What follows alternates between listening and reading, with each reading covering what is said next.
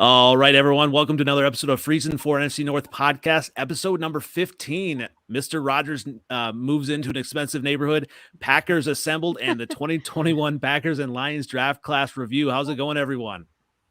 Going good. So we are joined. We've got obviously Cooper to this side over here. Uneducated Takes. How's it going? Oh, feeling good. Excited for 4 more years of Aaron Rodgers in the NFC North. 4. 4 more years of no Super Bowls. We'll just go there. And on that, Daniele, our Queen of the North, how are you doing? I'm doing good, especially after yesterday. That was right. That was an interesting day on Twitter. I'm sure more to come, and we are also joined by our Lions guest. How's it going? Our fifth top musical guest. How you doing, man? My name's Julius. I'm a host over at the Honolulu Blues. Catch me on Twitter at the Fifth Top. I follow the Lions, and I'm not so happy about everything that went down with Aaron Rodgers yesterday, even though it could come back to bite the Packers in a way that I wouldn't be mad about. So, yeah, I mean, by the time the Lions are ready to pop, it very well might. Very true. Lots to talk about on that, and also with all the Packers news, we have a jam-packed episode. We are joined by Bruce Irons, and he is from Cheesehead TV, right, and some other places as well. How's it going? Doing great. We will assume that you are in Aaron Rodgers' inner circle since we can't see your face. How about that? That's why my logo's in a circle. That's meant to represent Aaron Rodgers' inner circle. Okay, so are you part of his Thursday or Friday night crew? Absolutely, both. We're going to assume you're clothed, most importantly. Right? That is definitely good. Well, speaking of, kind of fully assembled, the Packers have been assembled. I don't know if anybody has the full Avengers, memes or, anything like that yet, but Rodgers and Adams coming back. Obviously we heard from our Lions guy here that he's not very happy. As a Bears fan, I'm like, milk toast. We'll see. Packers voices. What do you guys think about this? Bruce, go ahead. You're the guest. Yeah, I'm a big fan. It's hard to not be happy that Aaron Rodgers and Davante Adams are coming back. Feel really good about 2022 coming in, keeping as much of the core together as possible. Personally, a little nervous about the medium to long-term impacts on the cap. Even with the cap going up, they've already snowplowed so much into 23 and 24. And without knowing the details of the Rodgers deal, we just got to assume that if they're saying it's cap friendly, that it's not going to be cap friendly in 23, 24, 25. Yeah. So we got to get it done this coming up season. I mean, we say that every single year and it never happens, but I mean, I feel like they're probably going to keep the band together for the most part for this next season, but then depending on how all these contracts are structured, I don't see the band being together for much farther than this next season. So they got to get it done. Yeah. So is it going to be like rubber bands and duct tape and on the defense, or what's the defense going to look like? I think it comes down to, for me, it's all about Devondre Campbell. If they can keep him, I think they can have continuity on the defense without Zadarius Smith. He missed most of last year. Rasul Douglas is a really nice to have, but with Jair and Stokes there, I feel good about the secondary. Campbell is the one piece that they've never been able to find. They found edge rushers. They found defensive backs. They've never been able to find a linebacker like him. And I think signing him would be the key to keeping the defense at a high level for next year. Yep, I agree with everything you just said. That's exactly what I would have said. They have had so much trouble finding that position, and then they finally have him. And I think he is the absolute. Obviously, other than Rodgers and the Davante situation, Campbell's definitely number one on the list to get back for sure. Yeah, and so you look at this huge. Whatever it was. Cooper, you were kind of asking. The exact numbers. We don't know that, right? Yeah, well, we don't know the details. We know the raw numbers. 200 million, 150 guaranteed, 153 guaranteed. which is bananas. So that's 3 years, right? But from there, I have a feeling that this contract is going to be paid out in void years in 25 and 26, I would guess, if not some weird signing bonus shenanigans, which spread out maybe the cap hit for this year. But yeah, that's a wild contract, man. I did not expect that. Do you expect him, Bruce, to play out all those 4 years, or is that just kind of mainly to spread the cap hit? I think it's impossible to predict anything Aaron Rodgers is going to do, whether that's what he plays, when he's going to be on McAfee, what he's going to say. I think he's serious about saying that he wants to play while he can do it at a high level. I think if his play really starts to fall off, he would walk away. But I think what he's always said is he wants to have that control to say when he hangs it up and not have somebody tell him when he's done. But geez, the way it's going, it's hard to predict. But I would say 4 more years on top of this season feels like a long time for any quarterback to play. Yeah, Danielle. that's definitely going to be. Danielle knows where I'm going to go with this one too, actually. Go ahead. Well, I put on Twitter that he probably will play the 4 years because he won't, have the wear and tear on his body for January and February games. So. Yeah.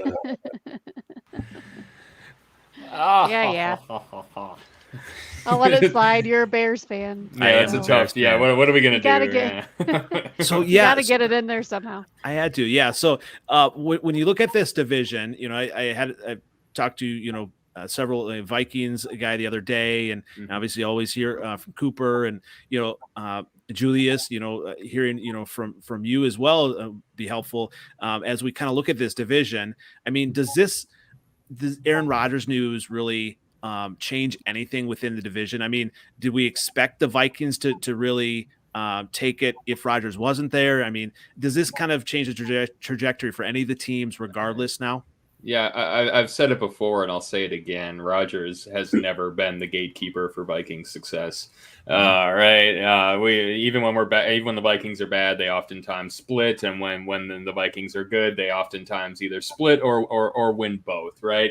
And so it's always been, the other teams or the other losses, right, that have kept us. And I honestly kind of like this for the Vikings because it takes away the temptation, right? It takes away the, division open, let's see if we can shuffle some stuff around and go all in with a mediocre roster temptation, right? Which is not what I was looking for this season. So I welcome it, and I welcome it because it's fun to play against him, to be honest. Like, I don't hate it. It's a fun guy to have in the division. We need some clout around here, right? I mean, for the love of God. I like it because it will most likely, like, this bill will come. Anyone who says the cap is a myth is incorrect, right? You can manipulate the cap and like it was water, but eventually, right, the weight of it will, like, the bill comes due.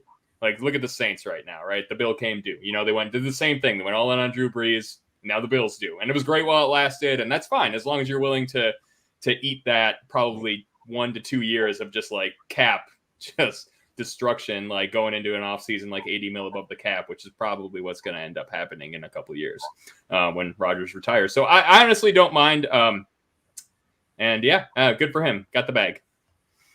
So yeah, what does this mean for Jordan Love then? I mean, are the Packers able, do you think, to get maybe a 4th round draft pick or something? Because, obviously that looks like a huge mistake, in retrospect. But what do you think, Bruce?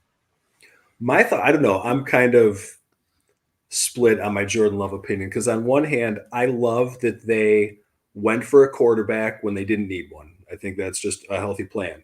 And if he's not the guy, I don't look at that as a wasted pick. I look at it maybe as a wasted opportunity, but they gave it a shot to keep it going. But I'm not convinced that he's out yet. Even if Rodgers plays a couple more years, Matt LaFleur is great at developing quarterbacks. If you look at what he did for RG3, what he did for Matt Ryan, everywhere he's gone, quarterbacks have had career years. And I think that Jordan Love is a talented prospect, even if he's not a future Hall of Famer or even a Pro Bowler. He can be a Ryan Tannehill type guy that you can win with. You can build an offense like that. One of the things that I hear people say that I really don't agree with is that Jordan Love would be mad. And if they went through his fifth-year option and never got to start, he would leave because he's angry. Oh, yeah, right. Right. Yeah, right. I'd have be a super guy. pissed if you paid me $10 million to hold a clipboard. Oh, so Exactly.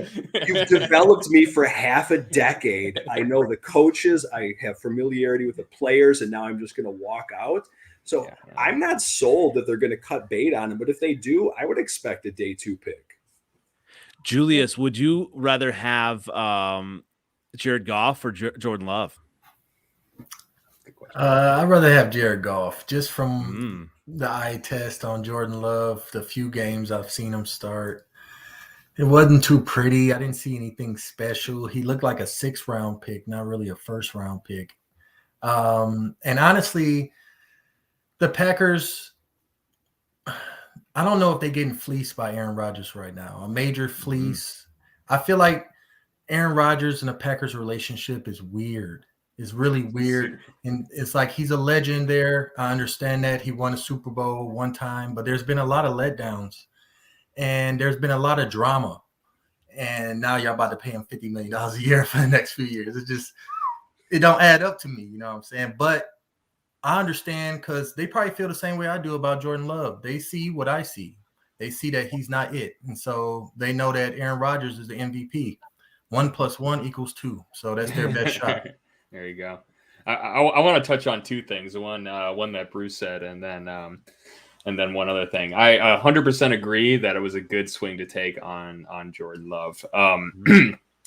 Even if you miss on a quarterback, and this is to any of the Vikings fans who listen to this podcast, this live show. Even if you miss on a quarterback, doesn't really matter, right? 13-3, NFC Championship game, NFC Championship divisional round with a massive miss on a 1st-round quarterback, right? Yeah, and then one more thing as well from Julius. I don't mind that either. I kind of agree. I think Goff gets a bad rap. And I wouldn't mind for a bridge quarterback, like, because Jordan Love, you're gonna bring him in, and then he's on his 3rd year of the rookie deal, and then he's still not that good. Like, no, if you're gonna bring in a not good rookie scale quarterback, draft one. You know, hey, you don't need to pay assets for one. And I think if they wanted to, they could definitely get a 4th. Crap, Jets got a 4th for the 4th best tight end on their roster from the Vikings this last offseason. For the love of God. And who knows how accurate it is, but I mean, after they drafted Jordan Love, Aaron went and had 2 MVP seasons after it looked like he may have been going downhill. Yeah. So who knows what of a coincidence that was, or if that lit a fire under him. You know how Aaron is with a chip on his shoulder, and when he's got something to prove. So, I mean, I think a lot of us Packers fans feel like that pick kind of sparked the past 2 seasons and him winning MVP. Yeah. So if that's what did it, then I mean, we didn't go to the Super Bowl, but still he played lights out for 2 seasons straight. And if that's what did it, then I'm all right with that. Yeah, you had 2 Super Bowl chances, like legitimate, or 3 really Super Bowl chances, which is extremely rare.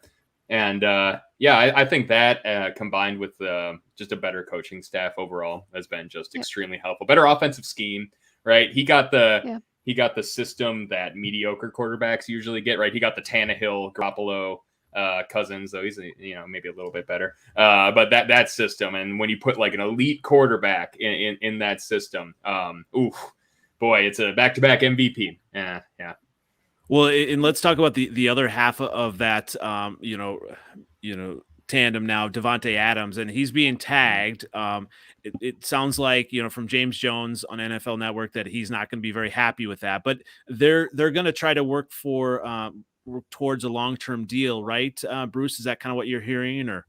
That's what I'm seeing too, that the tag was kind of a last resort if they couldn't get something agreed upon by then. And now they have, another week to get under the cap, whether it's surely going to entail some cuts, potentially restructuring Adams. And then I'm sure we'll see some other extensions there too. Yeah.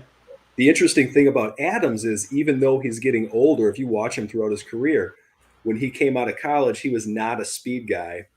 And throughout his career, he has relied on becoming a route technician and being maybe the best release guy of the last 5 to 10 years in the league. He is just money off the line. And when he has that kind of footwork, and those kind of routes with a guy like Aaron Rodgers throwing to him, he doesn't need that speed. And those are the things that are not going to diminish as fast as speed does as he goes into his 30s. Yeah, and it's also hard. Like, I always get weird when players are upset about the franchise tag. Like, I feel like you need to embrace that. He's going to get $16 million guaranteed this season. That's the wide receiver franchise tag this year. That's not like he's not the number one, but right. Then you get another contract, right? So you got a free 16 mil like Kirk Cousins did, right? He was fine taking the franchise tag with Washington twice. I guarantee it, because that's a top 10 guaranteed salary and you hit free agency again. Right. So like if he's worried about money, like maybe it's because he wants to be respected. But if he's worried about money, don't worry about it. You're going to get paid, Adams. Like, this is just an extra payday that you get for free instead of having to sign a 4 or 5, 6 year deal with like weird back end shenanigans. Right. This is a 1 year guaranteed. And then you get another deal with the signing bonus the next year. Like it'll be okay. But what if he tears his ACL next season? What if he rips his Achilles and his career is never the same and he never gets that big payday that you're telling him he's supposed to be getting? Yeah. No, that's the way he's thinking about his future right now. I don't blame him. Mm-hmm. That's fair. That's fair. Though if he has like a career-ending injury, I don't think the contract ticks the whole way through. Though I do not know. That's a little out of my depth. I know just enough to get into trouble. Were you going to share something, Bruce? No, I was just saying. Julius was talking about worried about that big payday. Franchise tag's a big payday. Mm-hmm. It's his third contract. And I would have expected, the Vikings fan to have the angle of, with Devontae Adams, if it's about the money, he has said multiple times he wants to be the highest paid receiver in the history of the game. His best friend on the team seems to want to be the highest paid player in the history of the game for the third time. He is. It's just an interesting angle when you look at the pride factor there.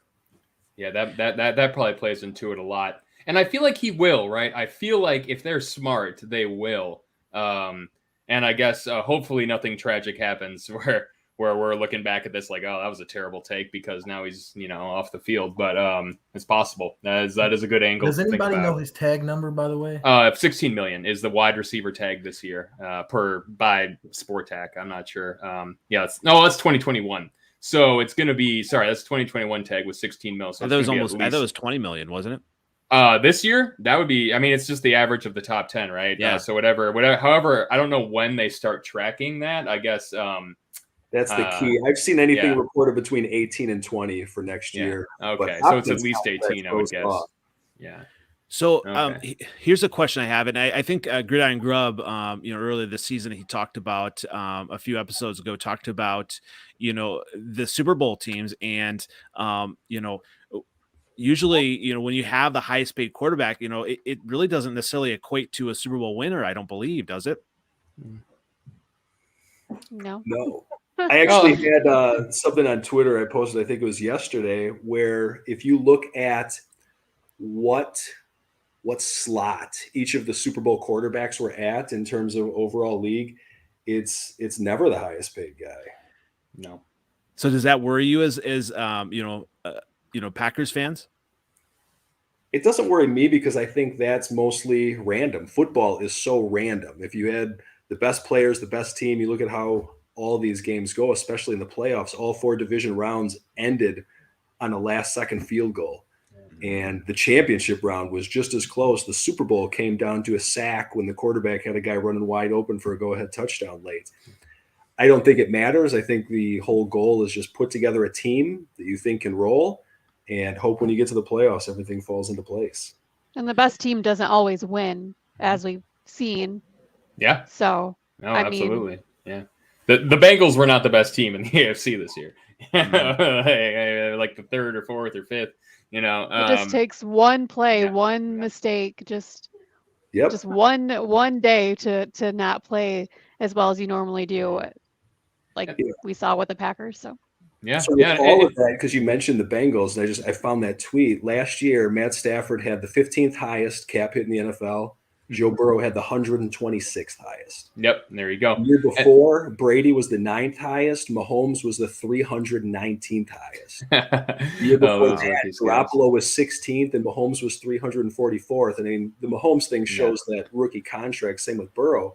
But even the veterans on there weren't top 5, let alone top 1. No, not even. Yeah, and there's really, when I'm thinking about it, and I'm not too worried about it either, because when I'm thinking of how to build a championship roster, there's kind of three modes that come to mind. There's one which the Packers are taking, which is you have a top 3 first ballot Hall of Fame quarterback, so you can pay that person $50 million, and I think you could still be successful, especially with the new TV deal is going to get negotiated. I think at the end of this year, coming into next year, something like that. So the cap will go up. It goes up for everyone though, so it's not like just for the Packers, but. So that's one route to take where you have just the guy. You're like, oh, yeah, that's the guy. And we can pay him for sure. Another route, which has been very successful lately, is finding like just having an excellent roster and a good quarterback, right? You can pay your Garoppolos, you can play your Goffs, or you can pay your Staffords, right? Just a guy who can get you there, a guy who like Stafford who can make the throw, right, that you need to make. For the game-winning drive. And then the third way, but for that way, you have to have the Rams had the best roster since the 2004 Patriots, right? Like you can play just about anyone at quarterback. Apparently Goff is the level where you can't be quite. You got to be a little bit better than Goff. But then the third way being just the rookie contract and having just a good team, right? That's because like you have so much room for free agents. The gulf between the top paid quarterbacks and the rookie scale deals is getting so insane right now. It's like $45 million, $40 million if you're on, later in the rookie deal, like difference in cap hits, right? So that's obviously the path of least resistance, but there's definitely more than one way to skin a Super Bowl pig, and I think the Packers have chosen one of the correct formulas. Yeah, and with that, I kind of wanted, you talk about building the team. I want to talk a little bit this week. We want to talk this week about the draft class review. We'll get to the Lions, but obviously we're on the Packers. So, last week, Cooper and I were kind of talking. We don't really know much from the Packers draft class. So, Bruce and Danielle, what are your thoughts on how this 2021 class from last year performed and how much they contributed to this past season and what they're expected to going into 2022? I think Eric Stokes is the obvious answer there. With Jair going down, he was huge. I think he came in like week 3 maybe, or week 4. And I think he was a starter from that point on. And his apparently in training camp. Can everyone hear me? Because that graphic's supposed to be there. Okay, just making sure I didn't lose everyone. Yep, we got you. Yep. The stories coming out of training camp weren't as good as you would want to hear, but he learned against Devontae, the best receiver in the league, and he's a fast guy, and he just really held his own. He was really, really good this season, and without him and with Jair going down, I really don't know where the team would have been. I think he was huge. He's the only one that really sticks in my mind from that draft. Yeah, I definitely agree on Stokes, and I love it because Stokes was a guy that I really liked in the pre-draft buildup, because the thing that I saw of him was he uses that speed, like Danny said, and he just sticks on guys. He didn't have big interception numbers. He didn't have a lot of splash plays, and I think that kind of limited the hype going into the draft. But when you watch this film in college, he just stays on his guy. He sticks with him through the routes. He's in his hip pocket. He's not getting baited by looking back at the quarterback. And he did the same thing in the pros. Like you said, a little bit of a bumpy road in training camp, but I think when you have Devontae Adams across from you, it's a little harder to cover. But once the regular season started and he got thrown in there, saw the same thing. He was just on his guys all the time. Loved that. Josh Myers in the second round, I thought he stepped in right away and did a really good job. And a lot of people complain that they didn't take Creed Humphrey, but I have no complaints about Josh Myers. He got hurt, and I'm not going to fault anybody for taking Josh Myers over Creed Humphrey. I think they were both great. I think if Myers can get those injuries behind him, he's going to be anchor in the middle of that line for a while. Amari Rodgers in the third. Oh, when they moved up for him, I was really excited because I thought he was going to take that slot position and be a big part of their offense. He's the kind of guy that they didn't have. When you look at Adams is a do-it-all phenom. MVS is a deep route specialist. Alan Lazard, over the middle possession receiver. And I thought Rodgers was going to bring a new element. And then when they brought in Cobb, Rodgers was just an afterthought. It was just like no role in the offense at all, struggled on special teams. And if there was a miss in this draft, I think that was it, moving up for him. But again, with 1 year, he's got a lot of time to figure it out. Yeah, I mean, Packers fans were ready to get rid of Devontae after his first or second year there. And we saw how that ended up. So hopefully we'll see that again. Love that. And then Royce Newman in the 4th. That was the first pick that I got to. I was scratching my head. He was not a guy that I saw that high. Had a really great training camp. And then when they had to shuffle the line around and he came in, he did okay. And then he had just some absolutely brutal games. He was just terrible. And for whatever reason, he turned it around. And he finished the season really strong. And I think that might be a nice find because they have some needs on the interior line with Elton Jenkins being out especially. And I think he's going to fill there. I think for starting day 3 with a pick like that, I think he could end up being a really high value. Same with TJ Slayton in the 5th. He was someone who wasn't on my draft radar at all. And when I saw him come in, he's not going to be an every down high level starter, but he's going to be the kind of role player that comes into those sub packages and has a lot of value. So I'm really high on that draft class. Don't like the Rodgers miss so far, but he has time. Everybody else that they got in the top half of that draft looks really good. Stokes and Myers look like guys who are going to be high-end starters. Newman and Slayton definitely going to be contributing role players. Yeah, especially if you're getting a DB that actually contributes their rookie season. Very very unlikely by the numbers. So that's just a W for sure. Yeah. Yeah, and kind of going into 2022, I mean, when you look at the rest of the Packers, offense, like wide receivers, I mean, where are they going to be going with this? I mean, it'll look good, obviously you have Adams, but you need, I mean, other players that are going to, be able to take attention away from the defense, even though Adams is good, right? It's so amazing. Yeah, I'm a big fan of Alan Lazard. I think he doesn't get the credit he deserves. It's almost like because he's such a good blocker, people don't give him credit for everything else he does. He is clutch in some of those situations. When he does get looks late, he seems to always come up with the ball. He's great over the middle. He's just a solid possession receiver. He's not going to be a flashy splash play guy, but for a LaFleur offense where he likes to have big bodies in there, targets over the middle, I really like him with Adams. I don't know if they're going to be able to afford MVS. I think because of his deep playability, he's going to get a big offer. Wow. I did not expect that. I guess Mike Williams got the bag, so. I'm hearing the Bears are interested, and I'm out on that, so. Really? I hope you are. I hope if he doesn't stay with the Packers, he's not in the division because I think he's a good And this year, I don't know, Danny, what did you see? This year, I saw him start to develop more of those mid-level routes instead of being just a one-trick pony. MVS, he definitely improved because with him, is he was just not consistent enough. But I think he improved this season, and I think when he was missing, we definitely missed him. Not having that vertical threat and the deep threat, especially in the playoffs, I think with him in there, it would have been a completely different game. I do love MVS. I hope he does stay, but I would pick Lazard over him. From what I understand, isn't the wide receiver draft class pretty good this season? This year it's deep. It's deep for sure.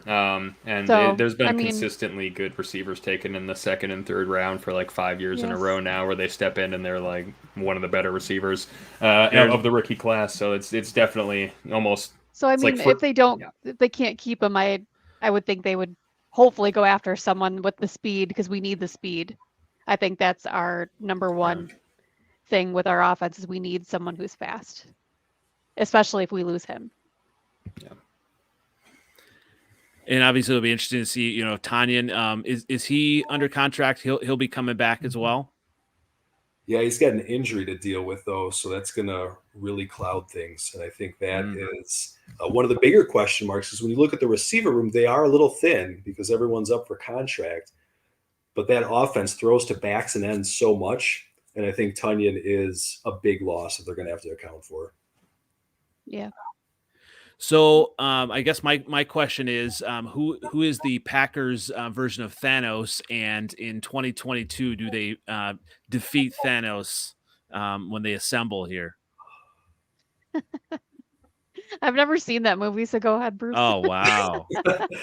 They're Thanos. Wow, that's hard because I really feel like the last 2 years they've had the best team, Yeah. and they didn't get it done.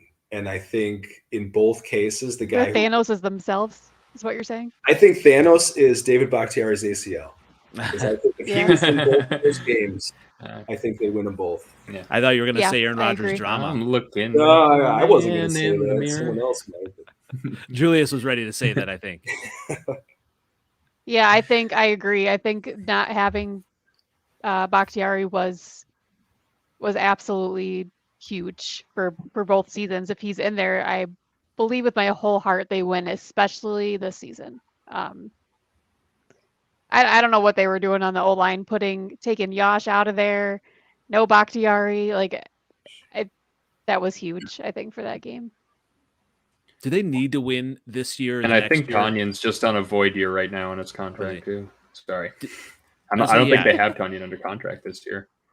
Oh, I didn't think so either. I could be wrong, but I thought it's a void. I mean, right now I'm not sure. It could just be the Sportac acting weird, but it looks like a void year because there's no base salary and it's just a signing bonus and a dead cap hit. I think it was, and that's why the knee injury was so rough because he's coming up. Oh man, that's rough. It's a contract year for him too, man. You hate to see it. Well, yeah. So my question, with this contract and bringing the band back together, I mean, do the Packers and maybe even Rodgers for his legacy, do they need to win a Super Bowl the next 2 to 3, 4 years to, really make it worth it? Or, I mean, is just having a chance worth it as a Packers fan? For me, I don't think it's worth it to have a chance. To do this to the cap, to have a chance, I don't think it's worth it. I think if you're doing this to the cap, you have to win one or it's a failure. You're the Saints. You're going year after year pushing this off. You're going to have to burn it down. It's only worth it if you get a ring. You look what the Rams did. They went through the roof. They maxed out contracts, traded away all their picks to get the players, and it was worth it. They could not make the playoffs the next 3-4 years. It won't matter. It was worth it. So I think, yes, they absolutely have to win one before Rodgers leaves if this is going to be worth it. Yeah. Agreed. I'm on board with that too, actually. I think it'd be pretty unfortunate to have a divisional round loss and then you're rebuilding from a worse position. Yeah. So, going into the 2022 season, looking at everything coming back, obviously the Packers are going to be the team that everyone picks because of Rodgers. But now we do have, I wanted to shift focus to the Lions and with Julius coming on board. When you look at their team and some of the younger pieces, are you optimistic within this division eventually that Lions will break through, Julius? I am optimistic, but I am cautiously optimistic because I don't trust the Lions until I see it. But I am optimistic, though. And the reason I am optimistic is because head coach Dan Campbell and general manager Brad Holmes, they seem to be doing things differently than has ever been done before in Detroit in the way they're kind of planning this rebuild that they have. So it's only been a year, but after the first year, for the most part, as far as what they did, they pretty much built from the ashes of nothing from the last regime. Bob Quinn and Matt Patricia just absolutely destroyed, just left nothing for us, really. All we had was Stafford to trade. And then after that, we just had to build from nothing around Goff. And I'm happy with what happened. Really, honestly, they just needed to win one game and play all the young guys. And that's what they did. They ended up winning, 2.5 or 3, but, for the most part, yes, I was very satisfied. And I say, Julius, I want to pull out one of those names you said, Brad Holmes. When he took over, I had a really bad feeling and said, this might be the end of the same old Lions. I love what he did with the Rams. and he came in. The first thing he did was that Goff trade. I thought was brilliant because not that Goff's better than Stafford, but Stafford, the Lions weren't going to win with Stafford. They had been winning with Stafford. That was it. They got Goff, who's a great bridge quarterback. He's a solid veteran who isn't going to be terrible, and you don't have to worry about in the near term. But the haul of picks that they got for that. Oh, yeah. And then last year, their draft with Sewell, Amon-Ra, It's a solid. Levi, Reiki, Alan McNeil, Melifanu, those were all guys I had on my radar for the Packers, and I'm watching the Lions do it. I remember watching the draft, and I'm telling everybody, I'm like, oh, they should take Sewell, but they won't because they're the Lions. And then they did, and I was like, oh, man. And then every pick they made, I think Brad Holmes, he's in this position now where he's got all this draft capital. It's a weak quarterback class, and he doesn't have to reach for a quarterback because he's got Goff and he can wait another year. I think he might be the one to turn him around. I mean, you're right about a lot of things you said, and all those young guys you see on the graphic right there played. All of them, like they all played. Penei Sewell, two of them in particular, Penei Sewell and Amon-Ra St. Brown, all the way over there, the fifth guy we took out of USC, are from the naked eye, it looks like they're future superstars for our offense. So that right there gives this draft at least an A- right there, just off the front. The two defensive linemen we took in the second round, Ozarwerke and Alan McNeil, they showed progress as the season went on. They didn't break out per se, but they showed progress and they played a lot. The same for Malafanu. He had a lot of experience. He has a lot of athleticism. Promise. He played a lot. Derrick Barnes, one of the guys at the end, the linebacker out of Purdue. A guy that a lot of Lions fans are hopeful about, that he can be one of Brad Holmes' diamonds in the rough in the late rounds. And he had his rookies ups and downs, but he also showed a lot of promise and played a lot. So as far as that rookie class go, I honestly give it an A. Yeah. And I'm not saying it's we're set up, we have expectations to win next year. Like that's not it. Where we're at right now. That's the fun part, though. That's the best part. Fun, that's why that's why I love this rebuild. You have to be slow about it, though. You have to be patient as a Lions fan and watch what they do. Every little thing. Free agency is coming up. That's all I'm looking at right now. I'm looking at free agency. That's it. What are they going to do? After that, I'll look at the draft.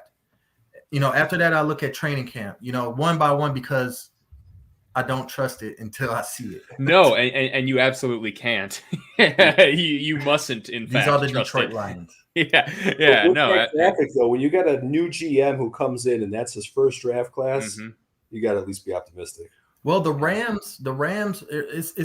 A fact is that after the Rams won a Super Bowl, a bunch of the execs and a lot of the front office, a lot of the former player, the current players on the Rams called Brad Holmes up and said, this is just as much your Super Bowl as it is the rest of ours, because he had a big hand in drafting a lot of the key players on that Super Bowl roster for Los Angeles. Huge. Yeah. It's a big reason why we bought him to Detroit, and hopefully he can do the same thing for us. Yeah. And on that fun little thing, I think Rams are top 5 in homegrown players, which is really weird because they trade for all their superstars, but they have more than any other team, not more, but like they're very close to the top in number of positions filled by players they've drafted, which is interesting, especially without first round picks.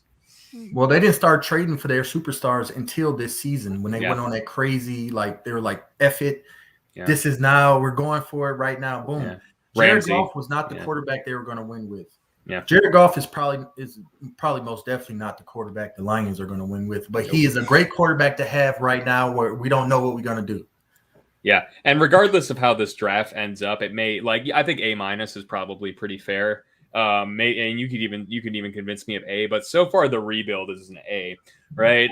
So you tear it down, you get the draft picks, you hit on a abnormal amount of those draft picks, and then just what happens on the field, like they're playing with heart, like you got young kids out there just playing, and that's what you want to see, and that's honestly what frustrated me a lot about the way the Vikings have been ran, is just the kids don't get to play, and it's like we play bad veterans, and we know they're bad, right? We know they're bad for a fact.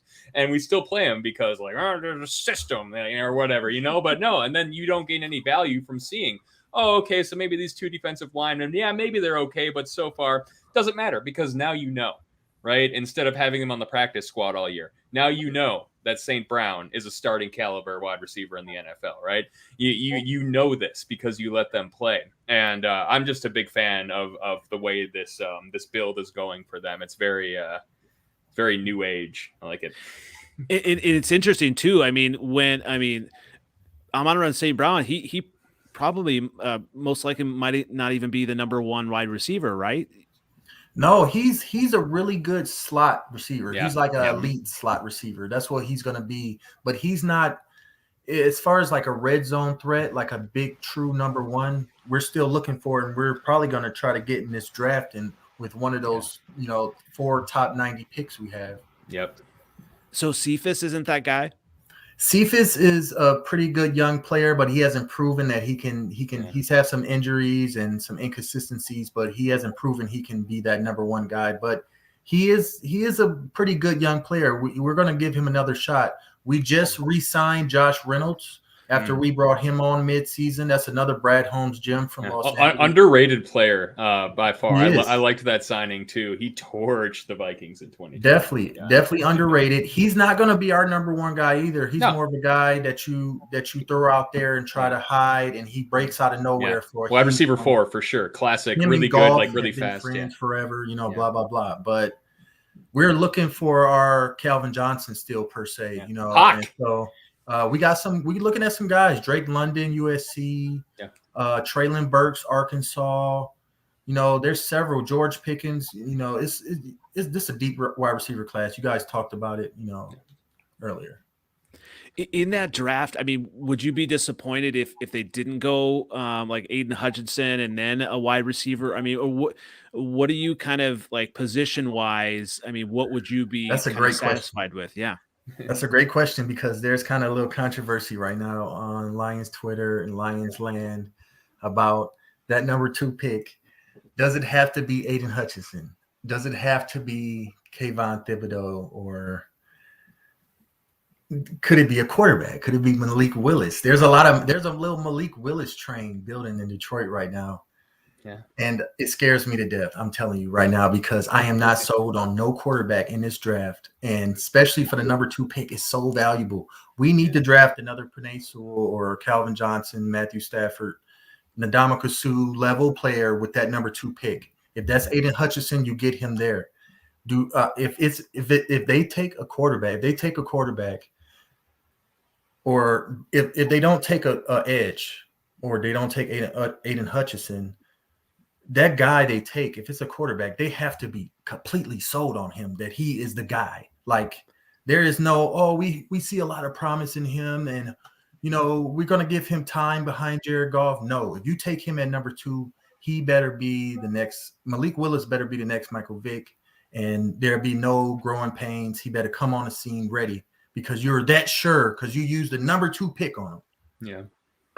Yeah, there, I don't think there is, and I hate the narrative of like a bad QB draft. I think that's silly, and nobody's qualified. Like 0 people in the world are qualified to actually make that assertion.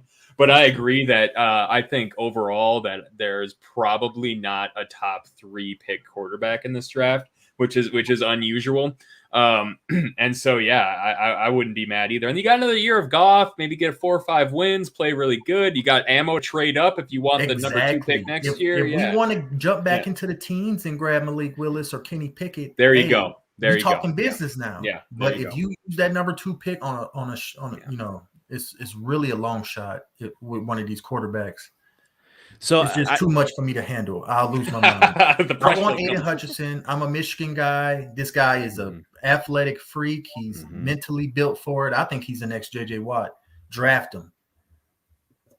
Yeah, and you got this just crazy, narrative out of the combine about the hand, Kenny Pickett's hand size and all that, and it's just interesting. Is it gamesmanship? Is Malik Willis ready? A lot of everyone's kind of saying he's not. But I mean, yeah, if you're not sold on him, there's this draft class is deep enough with other positions that of need for the Lions that they better go out and get them, right? Most definitely. And I mean, like, the quarterback is a position of need, no doubt. It's just that if you take a guy that high, you have to be sure. Brad Holmes has to be certain that this guy is going to take us to the promised land.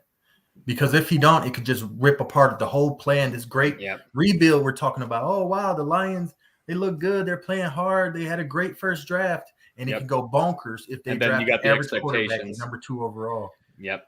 And another thing, you may not even have to draft a quarterback. It seems like there's a new trend in the NFL where there is a premier quarterback talent available every year. And if you're like, oh, we're the Lions and we've been drafting really good for 3 years and we have cap space, like, oh, hey, you know what I mean? Like whoever the next Russell Wilson is, whoever the next Kirk Cousin is, God, please.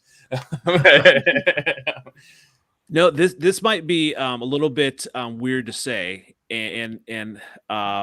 but when you look at overall rosters and youth and solid, players all around, and correct me if I'm wrong if this is a bad take overall, but if I look at overall the offensive young pieces I'm a TJ Hawkinson guy, definitely. When I look at the rosters, I'm excited about what the Lions have, more so than really any other overall offensive roster. I mean, you look at the Vikings; they've got some awesome pieces there too. But I like what the Lions have, and go ahead and roast me for that if you want. Oh, I mean, the Lions.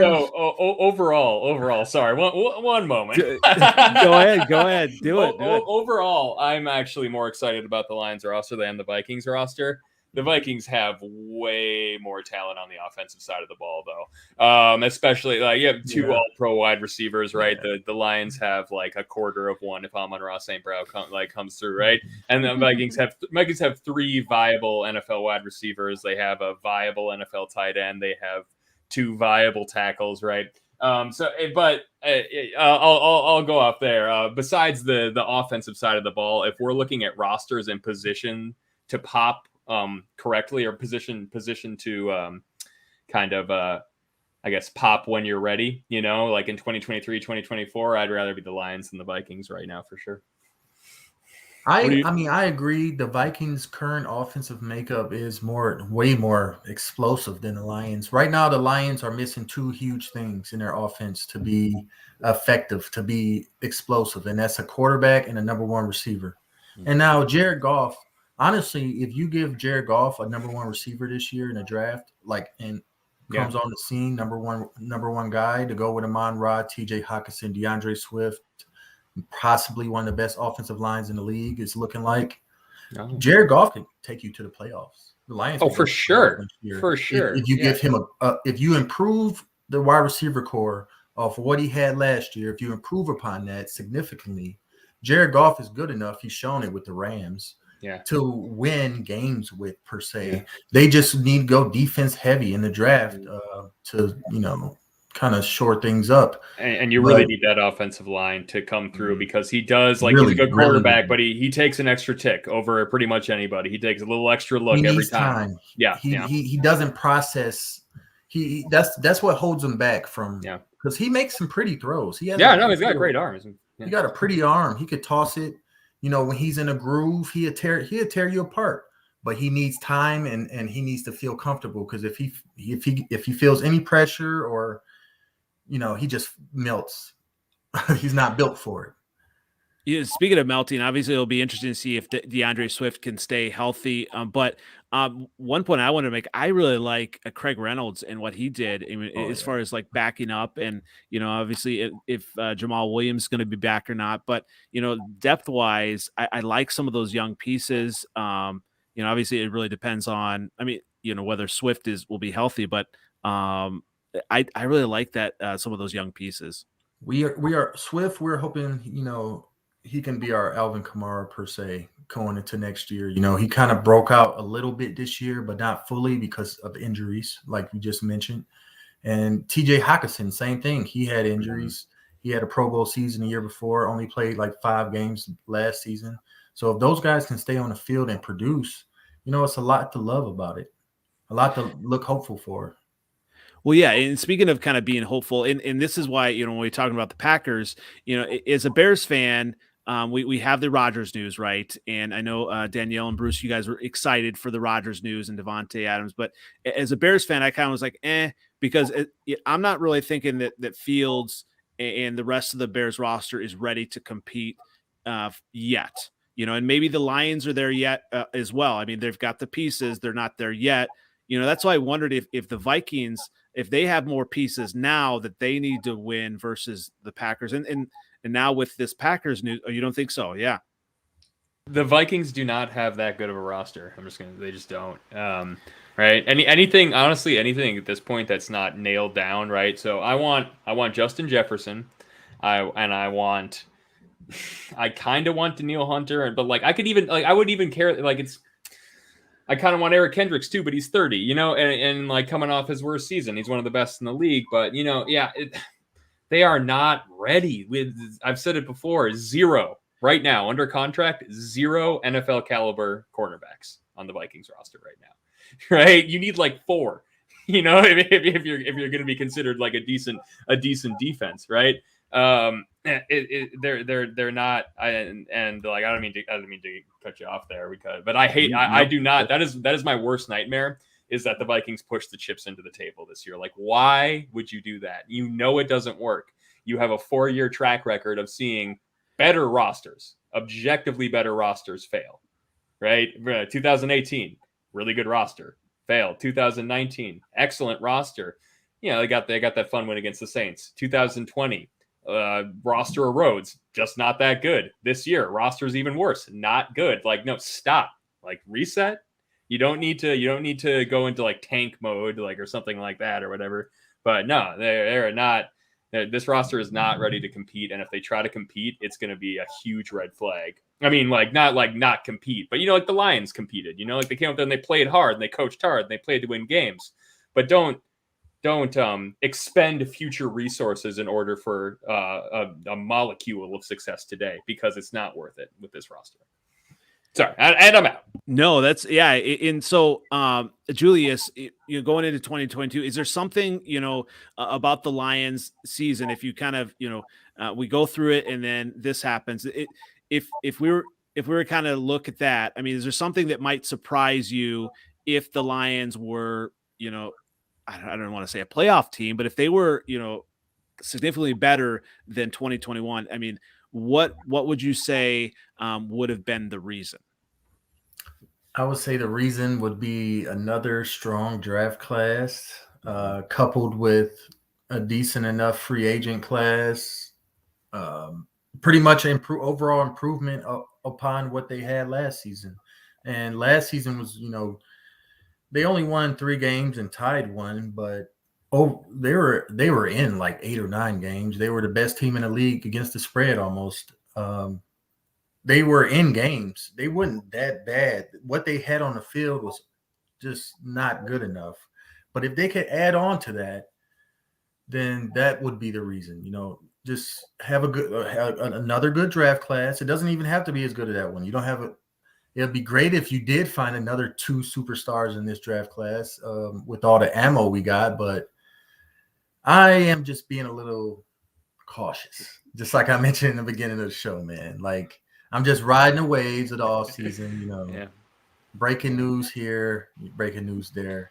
But how long you been a Lions fan, by the way? How long you been? My entire life. I mean, I'm a Detroiter born and bred, but I didn't start.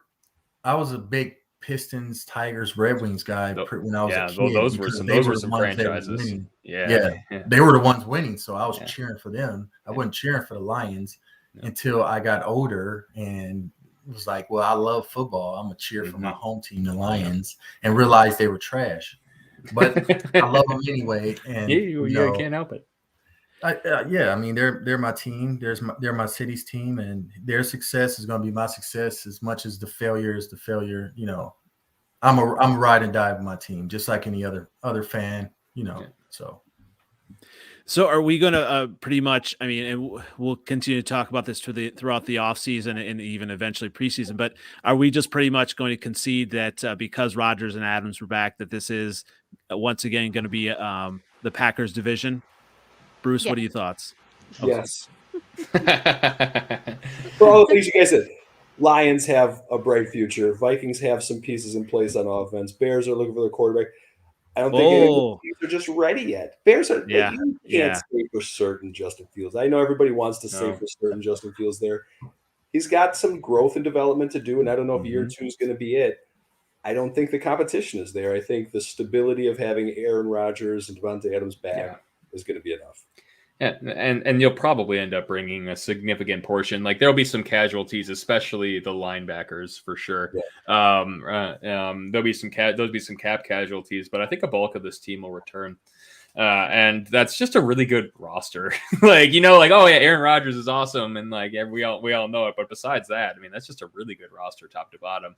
You could put any quarterback on that roster right now from the NFC North, and it would still probably be the favorite, right? It's going to be tough to compete with that this year, and Vikings will split. Danielle, do you think that AJ Dillon they really need to rely on him more as well? I think they did rely on him a lot more this season. I wish they would have relied on him more last season during the playoffs, but. And then I think when he went down the playoffs this year, I kind of feel like they panicked without him. I think a lot of the plan was going to be around him, but they know how good he is. I don't see Jones as number 1, Dillon as number 2. I feel like they're both number 1. They both have their strengths.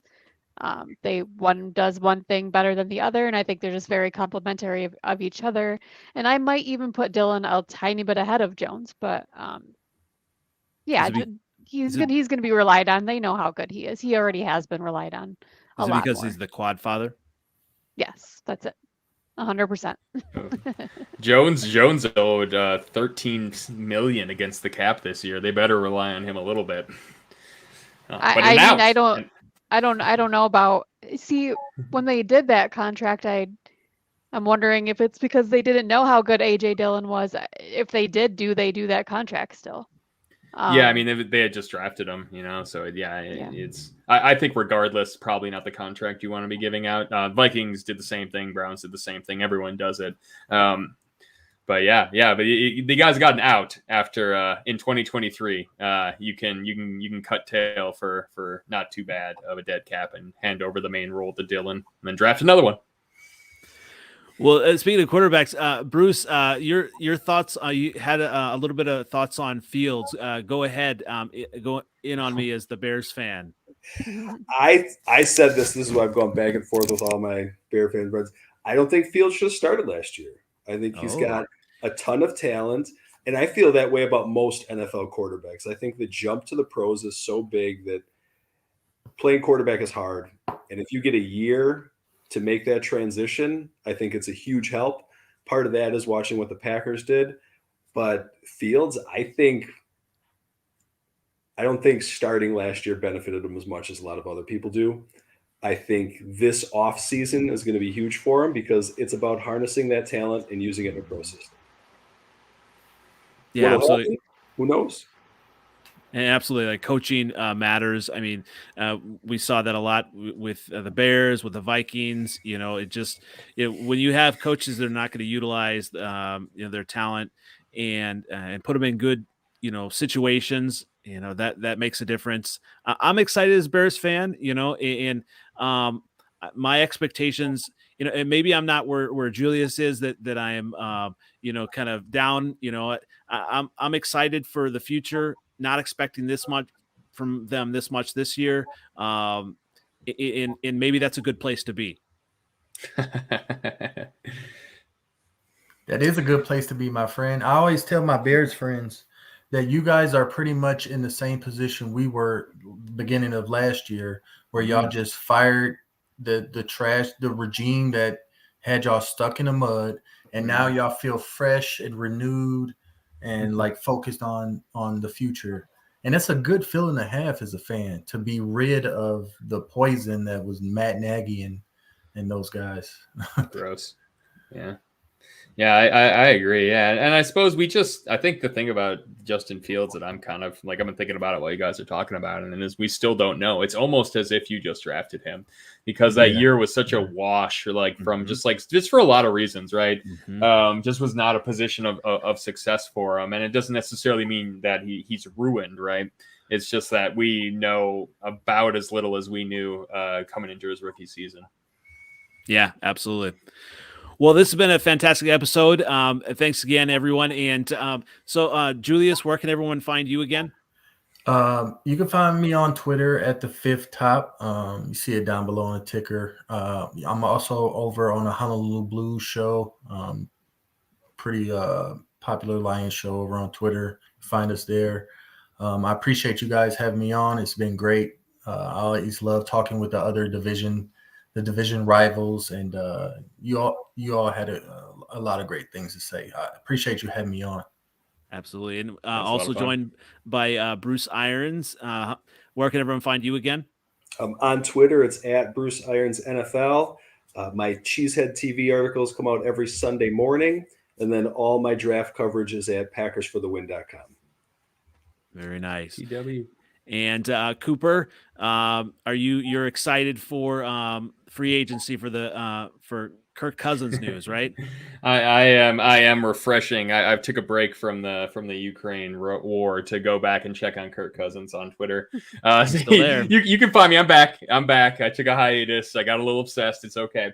I think Danielle was the same way. And yeah, you can find me on Twitter, Uneducated Takes, where there's not a lot of great content coming out of there. It's just my memeing and stream of consciousness about football. If you're on Reddit, check out the 32 teams in 32 days. This is my second year doing the Minnesota Vikings. If you like reading like Russian length novels, it's going to be like a 20,000 word write up this year. So we're excited. That's dropping on the 21st. Other than that, yeah, just see me out there somewhere. And Danielle, can people find you on podcasts this coming week, or where can they find you? On Twitter at Danny and Delicato, or Danielle and Delicato. You'll find me with either of those. As for podcasts this week, maybe the Hashmark show tomorrow. I'm not really sure. Going with the Bears. Not sure. Yeah. Yeah. Yeah, you're working on a regular spot there, right? Maybe. Yeah, we're working on it. Nice. We'll see. So, yeah, I haven't spoken to him since last week, but I don't know. I'll let you know. I'm not really sure. Absolutely. Yeah. Well, and you can obviously catch me on NFL Updated on Twitter. And actually, I had a chance to interview the HBCU Legacy Bowl MVP today. Whoa. So that's going to be coming out. He's preparing for the NFL draft. So interview is still coming. And you're interviewing everybody. There's like 5 a week. Everybody. That's where you can find him. Gotta love it. Well, thanks everyone. Once again, Ben Freezin for NFC North Podcast, and we will catch you next week. Bye. Bye.